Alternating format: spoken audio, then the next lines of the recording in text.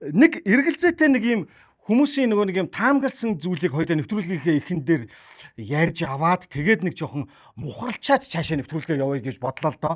Юу гэхээр чиний контентоор дамжуулаад контентын дээр ярьсан зүйлийг намайг гэд хүмүүс ойлгоцсон. Харин тийм билээ. Би бас харсаа хаа тэгээд уучлалтгүй мээрэн.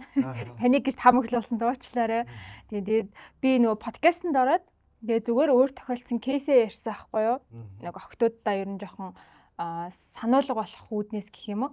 Тэгээд тэгсэн чинь тэрэн дээр нөө хүмүүс нэрийг хэлээгүй би орхицсаахгүй. Тэгсэн чинь хүмүүс ажиллаж исэн найруулагчдаар нь хайж байгаа. Тэгээд таник гээд тэгэл аст ихнэр нь жүжигчин гэж энэ холын их чинь байна гэж хоёрыг аим тэгээд би бүр ингээ санаа зовоозаа.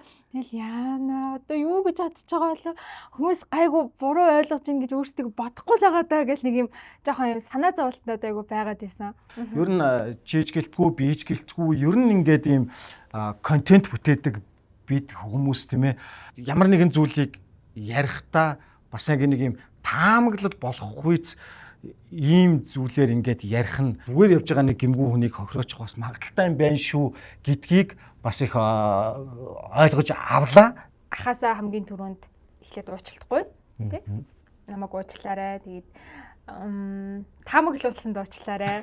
Тэмээ яг үнэ. Таамаглуулсан дуучлаарай. Тэгээд ялцчихгүй бас тухайн үедээ нэг хил амаа жоохон бодохгүйгээр одоо ингээд хүнийг таамаглуулах нөхцөл байдалд оруултал нь юм ярьсан байлээ.